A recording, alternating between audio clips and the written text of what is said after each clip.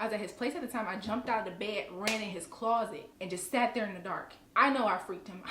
I know I freaked him out. I'm drinking to black out because every time I go to sleep, I would have these nightmares and I'm waking up like jumping out of my bed. I'm waking up soaked in sweat. I'm waking up like I couldn't function. It's been a minute since I've done a real like story time. So I've been cool, been chilling, vlogging. I do got something new I'm gonna be putting up on the channel, but y'all know I like to kind of get through certain processes before I bring certain story times. So I want to get through the process, but now I feel like it's a good time to talk about it. And so today we're gonna be talking about PTSD and nightmares, okay? Just my journey with PTSD or overcoming PTSD or whatever the case may be. So yeah, long time no talk. I hope y'all are well. If this sounds like really good content, because if you've gone through trauma or PTSD or anything, stick around, okay? Okay. Is she on? She's on. It's always this. Okay.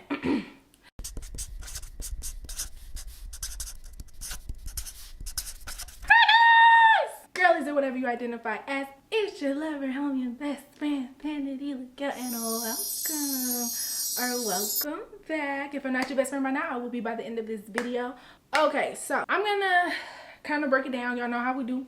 If you new here, you know, tap in, but if you're not, you know how we gonna do. I'm just a regular girl, you feel me? Living my regular life, and I've experienced things from domestic violence to PTSD to just toxic relationships to a plethora of things, and I like to share my experience, not just so people can relate, because I don't believe in just trauma dumping, you know what I'm saying? A lot of people get on the internet and their business, that's their business. They get on the internet and they tell their story, but it's all trauma dumping. It's not like, okay, but what did we learn? What can we get out of this? Me personally, I don't take any solace, or I don't feel like it's responsible for me to just get up here trauma dumping and be like, okay, well, at least you know somebody's going through what you're going through. Like, that's not really beneficial, and this is, of course, very cathartic for me. So, if you've been watching me long enough, you know I have a bunch of videos about alcohol and how I feel about alcohol abuse and my journey with that. If you haven't, go check out those videos. I have a plethora where alcohol just made things get out of control. And so I believe the last video I did involving alcohol, I probably said like, I probably would never drink again. I'm like 90-some% sure.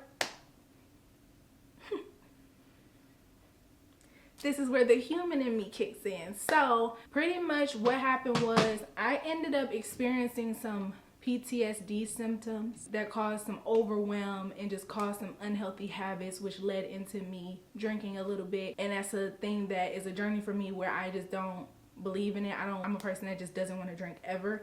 And so it prompted me to want to share my story about what happened there, as well as my journey with overcoming PTSD as a whole. Okay, now, if you don't know what to do, make sure you stop. Again, if that sounds good to you, like the video. It helps me out a whole lot, please. Especially if I'm helping you. Stop what you're doing. Take a moment. Drop 3 words to describe your current mental health before we get into the video, okay?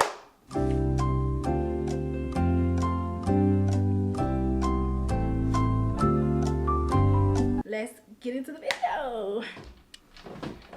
All right, y'all, I'm gonna give you guys a short backstory. Again, if you're not aware, I've touched on me experiencing PTSD due to my previous domestic violence relationship. If you haven't watched that story, go ahead and watch it. It does very well. It's a lot of community in that video, a lot of resources connected to that video. But the short story, I'm gonna give you a little bit of backstory if you haven't really watched it. So I was in a DV relationship around like 19-ish or whatever. And one of the aftermath effects of that was PTSD nightmares.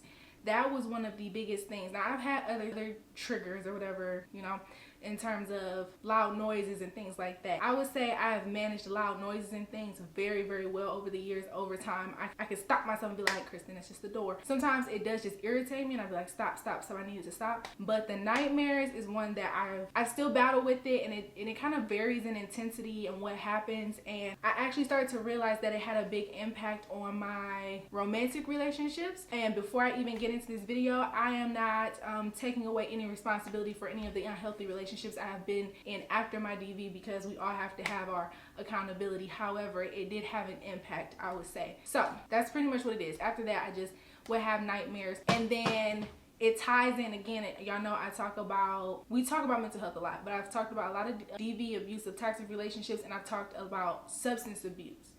And so again, if you haven't seen those videos, go ahead and watch those videos, and why I don't drink and all this stuff. How I used to cope with the nightmares, because they were so vivid. And when I explained the nightmares, they weren't always like I was in danger. It would be something as simple as you're in a relationship with somebody that you know you shouldn't be in a relationship with. You're in a situation you know you shouldn't be in, and those are nightmares to me too. But I definitely have had the more violent nightmares. I've definitely had those.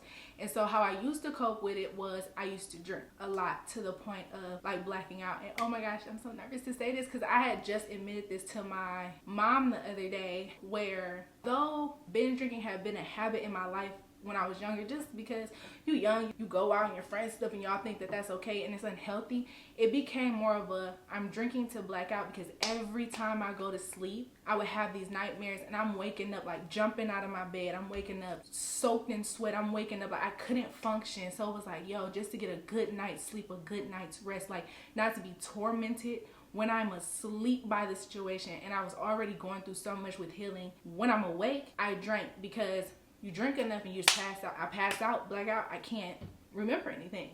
So over time, I had built such a bad relationship with alcohol in general. And so over time, I realized like that is we all have our things. And that's one of my things that I choose that just hasn't been beneficial for me in any way. So in this season of my life, I just don't want to drink. And I think sometimes I put such a big thing on, I'll never drink again. And I will tell y'all, when I'm telling this story, I end up feeling so much shame. But I start to shift my mind when I stop doing things and understanding that our life happens in seasons. So in this season of my life, I can't do it. You know, who knows what will happen in 5, 10, 20 years, because I'm not an alcoholic. It's just, it doesn't serve me. And I'm in a state of transformation with my life. So yeah, so that's that. That's how I would use alcohol. That's one of the very bad ways, or how I would use it with the nightmares. That was the biggest thing that I would use. And then what happened was the nightmares had got a lot better. And what I'm starting to realize, which again, I'm gonna break it down and tell the story. What I'm starting to realize is negative relationships, negative views of toxic relationships. People probably call me a hopeless romantic, and I've definitely had to work on that and getting out of that. But when I start to get cynical or see a lot of cynicism or pessimism about relationships, it causes me stress. Like, I've been through some very traumatizing things, but I also understand some of them are due to my own choices, my not healing. Some people are just not decent people. Some people I should have never been in situations with. And so I'm never going to believe just in general all men are terrible, all women are terrible, romantic love is not possible. This is like, that's just not my thought process. So when I start to consume a lot of content with cynicism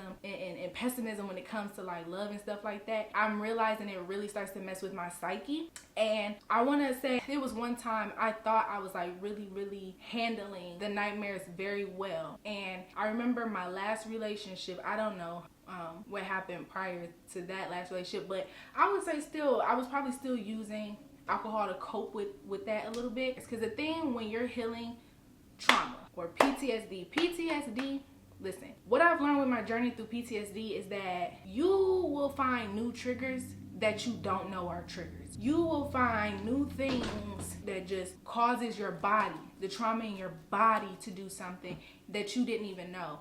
And I have been going through that attack for years, just figuring out new stuff. And no lie, y'all, it gets exhausting. I'm a woman of high faith. I'm a woman that advocates for just mental health. Go to therapy, figure like really take care of yourself. Your mental health is very important. So I'm a big advocate for that. And so y'all, I get exhausted. So it's almost like the nightmares stop, right? Because like I said, I think when stuff starts to happen in terms of relationships, bad relationships, if I'm going through something with somebody I love or I trust or whatever, or I'm seeing crazy stuff about relationships, that I think prompts some of the PTSD and the nightmares. So I can't tell you what prompted this, but I just remember being with my ex after not having these nightmares for a long time. I remember I had one of them. I was at his place at the time. I jumped out of the bed, ran in his closet, and just sat there in the dark. I know I freaked him out. I can't recall the conversation. If I told him, I feel like maybe I did tell him, because I'm very open. I've learned this. I'm very vulnerable, I'm very open, because I know a lot of my pain points and things like that. So I actually do think I did tell my ex. He just had never experienced it yet.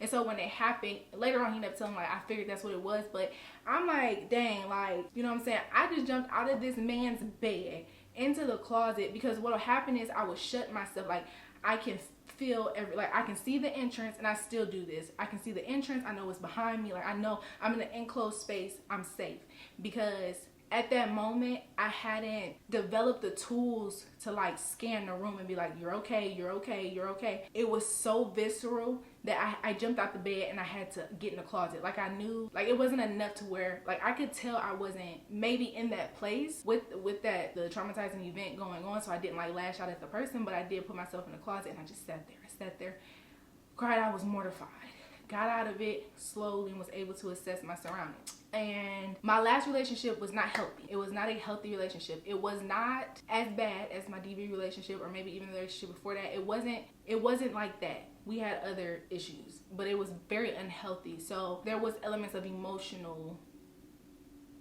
abuse and stuff like that. So again, I'm not sure what triggered that one. But then I also remember we moved in together, and we had not been on good terms.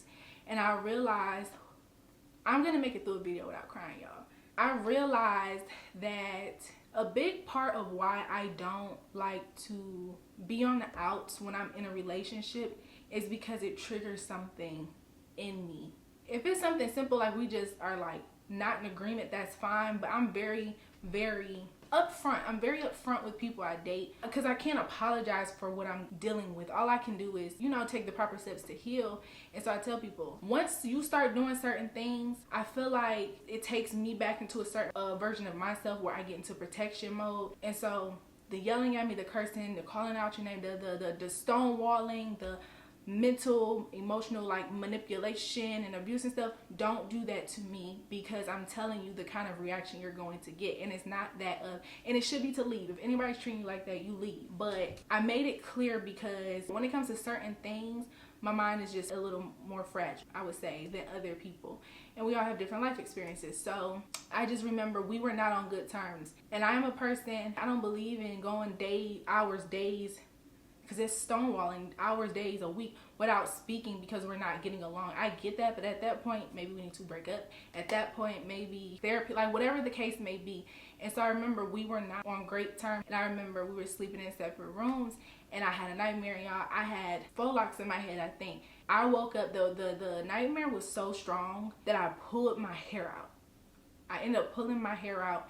And at this time, I was having nightmares and stuff like that. And prior to that, I would wake my ex up and tell him about it and stuff like that.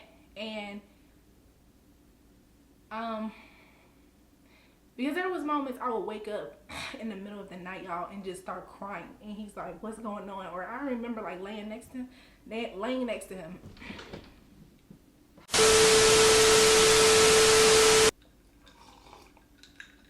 I remember laying next to him and crying silently, because the PTSD I experienced, and if you've ever been through it, talk to me. It's exhausting. And it's not really a shame, but it's like, I love this person. They worked a lot and stuff. I'm like, I don't want to keep waking them up with this. I need to deal with this. And I was tired of feeling like my own mind was attacking itself when I work really hard. I'm like, okay, let's figure out how to cut out drinking, no type of drugs, go to therapy, work out. I work out a lot.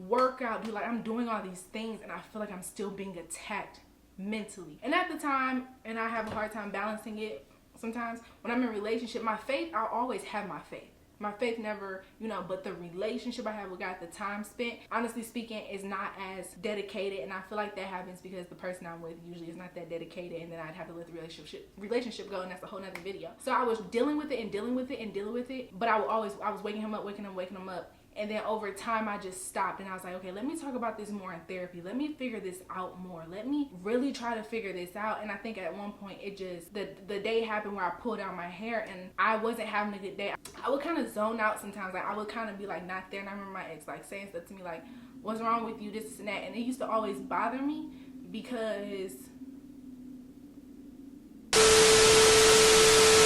it used to bother me because it's like having somebody like, what's wrong with you? And it wasn't I wake up upset or something. It'd be like, okay, I just really went through something. And then I guess it really is a tale of the relationship where it's like I felt like I didn't want to keep burdening them with that. But I also, again, I wanted to get through it myself. It was one of those times where we were like not talking. It was like a stonewalling situation. Also with trauma stuff, sometimes I feel like you have some short-term memory loss or memory loss in general. You also sometimes have a hard time putting concepts together when your mind's all over the place. I feel like there's just certain things that happen in your mind, and amongst other things, like I deal with ADHD, like I deal with a lot of other things, and so that's why I'm super vocal about who I am and stuff like that. I can't really do big on facades and stuff. I have to, luckily I'm grateful, but I have to literally do the work. I don't get to take shortcuts and put on a mask because it never works out for me if I was to try to do that. So I just remember that situation happening too, and whatever we were going through, like I was ready for it to be over. I can't even remember, y'all. It's so much now reflecting on that relationship, which I had to have so many stories, but I'm still healing from certain aspects of that I can't even, I think I've locked it in my mind. So like I said, something was happening. I remember I just went to him and told him. But again, the relationship wasn't healthy. So as the relationship wasn't healthy or stuff was going on, in hindsight, I would have these nightmares because I'm still with them. You're not breaking up and you leaving. No, it's like I'm still with you, but you're in another room. We're going through this unhealthy thing, and I'm having nightmares and stuff like that. And so that was that. Now that y'all have some like background, so they were really bad. 2018, 19, like when I first started healing, getting out of my DV, and it started to go down. I started blacking out with drinking and stuff. But the blacking out, I don't recommend anybody do this, but the blacking out helped me. I was losing a lot of weight drinking.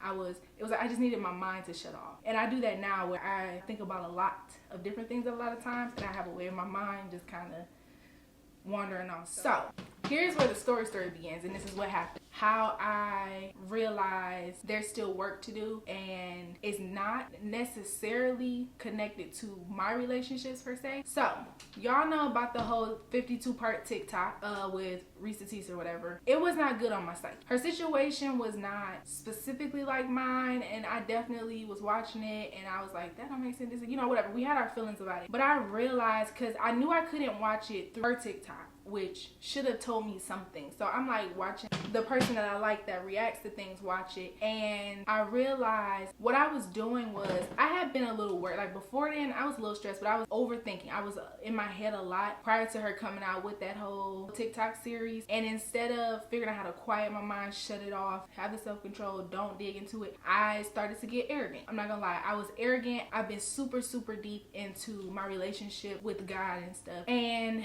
I was like, I can consume all this stuff, and I was overthinking, but I think I was kind of trying to quiet my mind by watching other mess. So I was watching a lot of mess. Let me be for real, a lot of just mess, relationship mess. Kind of trying to be like, oh, okay, I'm glad I'm not in that. Oh, okay, relationships can be bad. And I realized that that doesn't help, because all it is people sharing their stories, these traumatic stories, these bad events in relationships with no solution, no triumph from the trials and tribulations.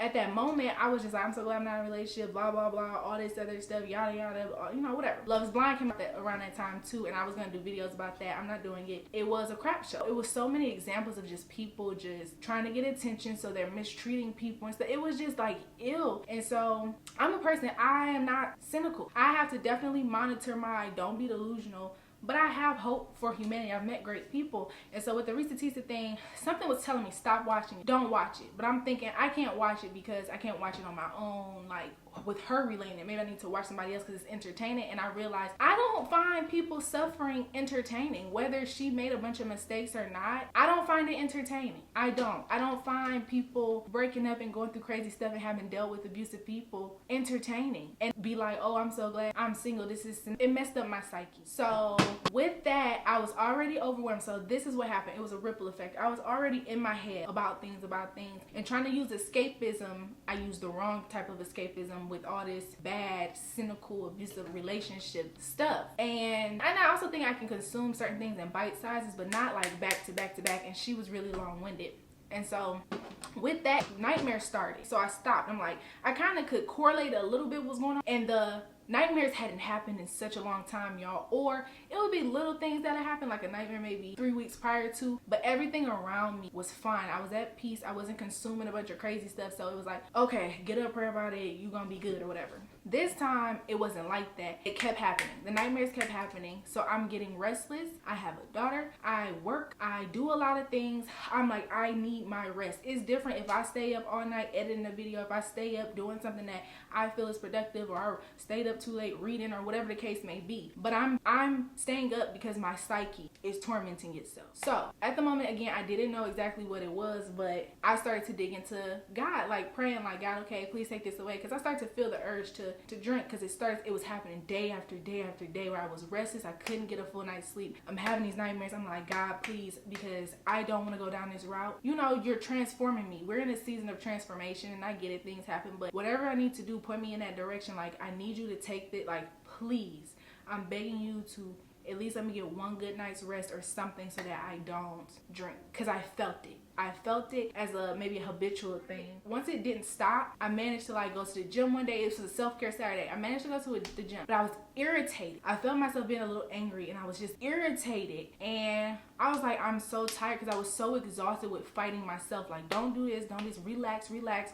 Use your good coping mechanisms, blah, blah, blah. I was exhausted. I was so exhausted to the point where I was like, God, I can't try anything else. And I don't want to be depressed. I don't want to, like, please, like, I'm done. I can't do nothing else. And there's other battles in our life that we fight spiritually, which I'm going through, again, a transformation in I feel like multiple areas of my life. And so with that, I wasn't finding relief. First, again, I tried other things. I called one of my friends, and I didn't tell her, and I should have actually told her I'm feeling this desire. But I called somebody else, and sometimes sleeping in a different place will help me. So I'm like trying all these things, because I'm really trying not to drink or anything. So I'm like, hey, yeah, you know, come get me. I just want to sleep somewhere else, hoping that that's gonna recalibrate my body. And y'all, I didn't necessarily get arrogant, but even though I was drinking, my mind was still a million. So imagine this, my mind's still going a million. I done had some wine now, trying to stop it, but it's not. I'm still going a million, and I'm trying to psych myself out. Like, you're okay. Look at how far you've come. Like, look at how far you've come. It's okay. Do your self-care Saturday. You still gonna go through stuff. You still gonna go through trials and tribulations. Like, come on. Like, you got it. Even if you drink, you can stop tomorrow. I pray in the midst of me drinking, like, God, please, like, because I know this is not something I want to be doing, blah, blah, blah, all this other stuff. It didn't work, because really what it was I was running from something that I didn't know exactly how to fix. It was like, I didn't really want to go out. Like, I didn't really want to go out with the person. I was exhausted. I really just wanted sleep. Nice, peaceful sleep. That's all I wanted. I didn't want to go out. I didn't really want to go to nobody's house. I didn't feel like doing my hair. So I'm like drinking. I'm trying to do my hair. I'm trying to do this. I'm trying to do all kind of stuff. I'm exhausted, y'all. I drank so much. I ended up not even going out. Now, another ripple effect. I ended up calling my ex. My ex, again, very unhealthy situation. Would not call them when I'm sober, because it doesn't make sense. It doesn't make sense, because my body has such a visceral reaction to this person. And this is just I'm not gonna go into crazy detail. It's just, in order for me to get to where I'm getting to, or to be transformed in this season of my life, I know for sure, because I want to speak in absolutes a little bit. In this season of my life, we can't be in contact. So I broke no contact, and it wasn't a bad conversation, but after recalling, it was like I opened a door that I didn't want to open. Like, I don't want to be in a relationship with you. I don't want to, like, none of that, because it doesn't, after, y'all, it's the things that transpire in that relationship, I can't even get in. Like, it wouldn't make sense for either of us. I'm gonna even say either of us to be in that situation. So after we like talked, and they were cool. It wasn't like they was like trying to cut me off. They wanted to talk and stuff, but I felt so much shame when I woke up the next day. I felt so much shame to the point where, y'all, I was about to let the shame take over and turn into self-sabotage, where it was like, okay, y'all can talk still a little bit and this and that, and like I was about to get self-sabotage, because the voice in my mind, and I like to think of it as the adversary in my mind, is like, well, you done messed up already, now you might as well, like, who are you to think that you can be transformed? Who are you to think you can get past this? Like, you thought you weren't gonna drink and this and that. And I had to stop myself and say, no, I choose me. Since then I haven't drank and I haven't had the urge. That's the thing. It was really, I had to sit, and I didn't have to, this is just a tidbit, but I ended up sitting in it like on paper. It doesn't make sense. You wouldn't be able to trust the person. You can't be with this person. That's not what you like. Why did you even call them? And so I had to do another reevaluation of what was going on. Okay, maybe your old coping mechanisms aren't working, babe. You need to tap in with your therapist. If you need to go to trauma support groups, if you need to do this, if you need to do that. When you start to feel like stop consuming this content, don't think that you're missing out. Listen to yourself. When you're starting to overthink, I have stuff in place now where my friends are like, if you starting to feel some type of way too much, you were drinking all that stuff or anything, you feel the urge, call me just to tell me. I have so much shame around y'all because I'm such a person big of faith. And somebody that I would say I built strength. I genuinely believe a lot of things that I've been through and not be angry and bitter and all that stuff. It took a lot of work, but it's because I don't want to live my life that way. And so I stopped myself and was like, we're not going to do that. We're going to accept what it is. You're hungover. You don't feel good. It's another reason why you don't need to be drinking. What was the point of you getting in contact with them? You're going to feel shame. So you know, at least in this season of your life, you still cannot drink because you're drinking tells you to go to them. A part of it, I think, is because I will not contact them sober. Like, I won't do it.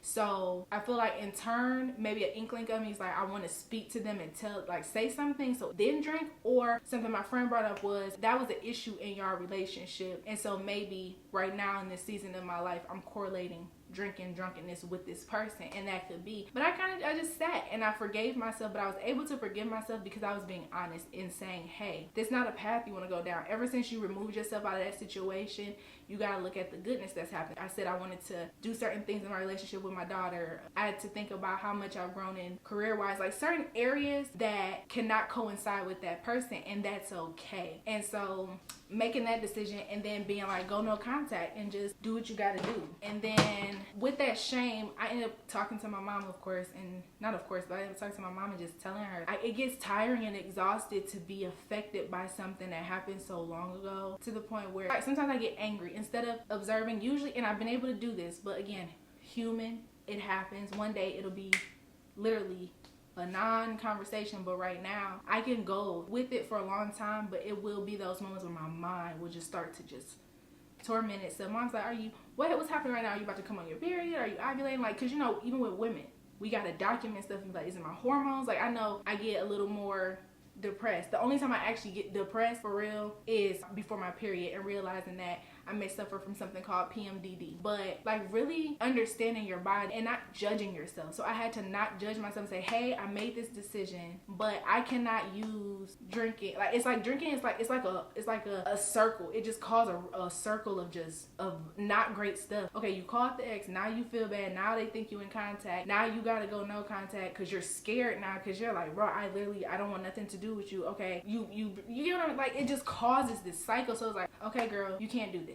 Because although we make mistakes and stuff, this is gonna set you back. Accept it. You cannot do the drinking in this season of your life, and that's fine. Because what would be worse is you drinking, contacting your ex, where y'all had elements of abuse in your relationship, very unhealthy and toxic. You getting back into that situation because of it, and you crashing out, your life imploding. You know what I'm saying? And so it's okay, I can't use that as an excuse. It's like, hey, you're making bad decisions. Even though, like I said, I feel like I'm being transformed in other areas, like not cursing a lot has been good for me, and that helps me. That's a personal conviction. Just certain things, and it's just like, okay, because you're calling this that is so unacceptable, and it's literally something that you would not have done outside of this, so we need to address it. And so I wanted to talk about this because, again, if you watched my videos before, you've seen the conviction I've had about substance abuse, and me saying like I wouldn't want to be with nobody that has substance abuse problems, which still stands, and I still probably wouldn't want to be with nobody that, if I get into that stage of my life, I'm not even worried about that right now. My focus is on my relationship with myself and God and healing and things like that. But I still don't feel like I wouldn't really want to be with somebody that drank. And being able to just accept where you are and not judge yourself. I've had moments where I'm like, why can't I do this? Why can't I do that? Am I not normal? Da da da da. But instead of doing that, it's like, it is what it is. It just is what it is. I mean, you have to be honest and be proactive. We're all different. Some things are just not good for us overall, but that's like a person that can't smoke marijuana. One person might be like, I smoke every once in a while, and you got another person that it has uprooted their life and they just can't do it. Sometimes it's not about it being not necessarily bad, or it's not about having self-control per se, or it's not about if you're broken. It's about what is it that is best for you? What is it that pushes you toward goodness? And so, like I said, I think that I could have a drink today. I feel like I would just be thinking of too much, like, don't do this, don't call this, don't do this, maybe you should. And I don't really want to do that if I don't have the desire and urge at all. And so I wanted to say that because, again, if you've seen my other videos, it might seem like I'm this like no drinking and I never done it again in life. And I felt like once I got over the shame of it and the guilt of it and was able to move forward and not fall apart and completely fall back into all my bad habits and patterns that come along with that, but say, you know what? Okay, I stumbled, and one day it's gonna be non-existent, but I want to be transparent and talk about it, because while it was under control, I found a new trigger for myself. It may have been a trigger in the past, I'm not sure, but it may not have. Whereas it's like I'm being transformed in a way where I have built healthy friendships. I have been breaking generational curses or not good patterns. I'm gonna do a video on that too, and that's transformed my life. So I have such healthy relationships now, and it feels like any slither, and I've been on this path for a while. That's why when I was in relationships, and any subtle thing of manipulation, not healthy or something, used to send me into a spiral where now I just won't deal with it. I'm not going to argue. I don't want to fight. I try to just accept it with love and care and stuff, as long as you're not harming me or anything. I try not to be judgmental about it and just go about my business. And I'm understanding. I'm grateful because I'm making really good steps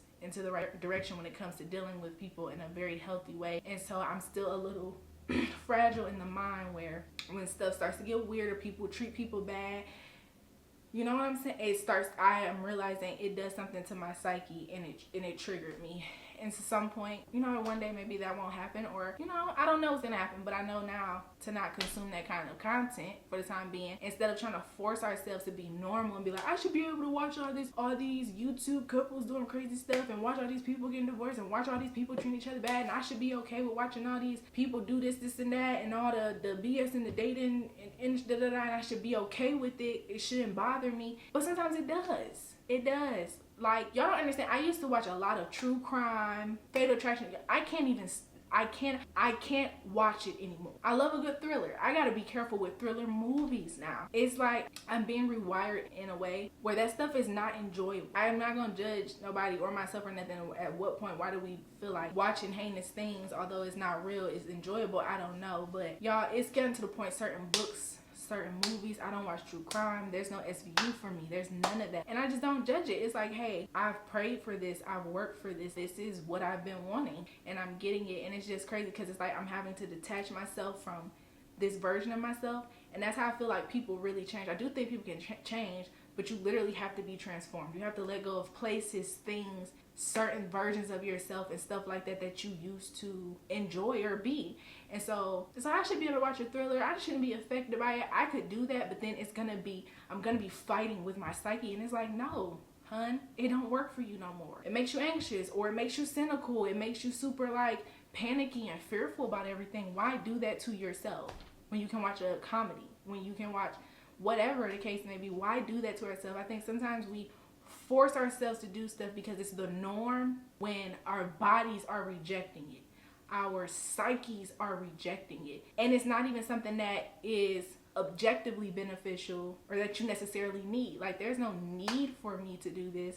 It's not even like, it's like working out. Like, okay, I know working out is going to help, but I don't quite like it yet. I got to make the habit. That's different because you know it's going to be long-term beneficial. There's no crazy benefit to watching crazy content. It's just not. And so, yeah, so that's pretty much the story. I really just wanted to do that, and I feel like it's kind of like more of an update on the journey. Again, I don't feel like, oh, I have to drink this and that. Actually, I feel fine. It was just a very ripple effecty thing, and I felt very ashamed. I felt ashamed because it was like, I've been making so much progress for me to like do this and then not know where it came from. Now I'm still bothered by this kind of stuff, and we gotta forgive ourselves. But with forgiving yourself, you have to be honest with yourself, be willing to do the work, be willing to add in and remove things if you really want to heal and stuff like that. And so I really just wanted to share that, because the story time, even if, you know, maybe somebody relapsed or had the same situation or whatever, because again, we're human. There's certain things that are super easy for me not to do. There's certain things that aren't, that I have to work on, and I can't judge myself. I have to continue to make progress. It's not about just getting to the goal, never drink again. Like, that's fine, but the real goal is that in these areas we're making progress. I think we get so laser focused on the goal sometimes, and when it comes to us, again, being transformed and transforming our life and stuff like that, it's about making progress, things that you can actually stick with, even if you fall, acknowledging it, forgiving yourself. And again, I'm a woman of faith, so that's a big part of my healing and my journey. So however y'all get that, I would encourage it, have God in your life. Make that your number one relationship, however you view that. I'm talking about the God of like all love, kindness, and goodness though. Let's be clear. Excuse me. Which God I'm talking about. So yeah, forgive yourself. Give yourself some grace. Do the work. Make progress. Don't measure yourself by other people. Measure yourself by who you were yesterday or the previous version of yourself, and go from there. Understand that you're human and do your best. You got to do your best. But then you also be honest about yourself about when you're not doing your best. Set up the environment to promote better outcomes. You have to be honest. And I'm telling you right now, when it comes to things, when it comes to addiction, from experience, when it comes to addiction, unhealthy habits, toxic relationships and stuff, you have to get to know yourself, and you have to be okay with losing people and things. You have to put your healing ahead of other things. You're not gonna harm anybody in pursuit of being the best you. And when I say the best you, I mean the healthiest, most positive, loving, caring, like that version of you, the version of you that God intends for us to be. Who's getting hurt in that process? If you're hurting somebody by doing those things, and I'm talking about real work, not that ego stuff that, oh, I present this way, oh, I volunteer, I donate. No, I'm talking about the deep work where you got to go through your childhood trauma, where you got to go through, hey, maybe I am codependent, maybe I'm abusive, maybe I am dishonest, maybe I am arrogant, maybe I do have low self-esteem, maybe it's me. And you don't have to do, again, I always like to try to tell people, you don't have to do what I do, like doing this. This is just cathartic for me. Can't nobody take this away from me. You can't make me feel bad for nothing that I do here, because I honestly feel like this is God's work. When I am getting through certain things and it's got God written all over it, I can share it and not be like, oh my gosh, what are people gonna say? What are people gonna think? And things like that. I don't care, because it's genuine. I'm not like, okay, I'm saying I'm healing and doing these things and I'm not. Just like I come back to her, I'm like, hey, so ended up back with this person. I know I sat here and told y'all that wasn't a good thing, and it's still not a good thing, but obviously it's something keeping me with the person. Hey, said I would never ever drink again. Hey, but I just found out I got a new trauma trigger and now I'm back drinking again. I'm willing to share that because I honestly feel like this is God's work. That's just it. I feel like I'm gonna go on a super long tangent, and that I don't want to do. I hope that this resonated. I hope that it helped. I hope that more than just you hearing about my trauma, if you could identify with it, that it gives you hope, because we need that these days. We need hope. I want you to know it's going to be okay. If you don't know where to start, I say give it a trial and pray. And when I say pray, I'm not telling you to go run and go to a Bible, go to a priest, pastor, nothing. I'm saying honestly sit down and have a conversation, however you would like to address it. God of the universe, this and that. Ask God to reveal himself to you, and just start there. Especially if you're in a place of like hopelessness, if you're in a place where you feel like you just keep getting stuck in this loop of whatever it may be due to your trauma, and you have PTSD and you feel like, oh my God. I just ask that take that step of faith. Faith is having hope. Take that leap. Just try it. It can't get worse than where you're at right now. If it don't work, worst case scenario, you are where you are. If it does work, it can be extremely transformational. Again, this channel is about growing. It's about having a human experience, trying to display goodness, having this human experience and sharing that. Even when sometimes we feel like we figured it out, we don't. Sometimes we think we don't got it figured out and we're doing better than we think. So that's all that is. I'm glad that you guys came and stopped by and watched the video. Thank you so much. At this point, I think I have about 600 something, maybe almost 700 subscribers. So guys, please, and girlies, or whatever you identify as, please, like this video, because y'all love trauma and stuff. So I done talked about it. But at least let's give people a chance to get better, do better. That wraps up the video. That wraps up the story time. Again, thank you so much, best friends, for coming by. Remember to like, comment, subscribe, and most importantly, share, so somebody else can get all this goodness. Remember, you create your own narrative. Until next time, bye, best friends.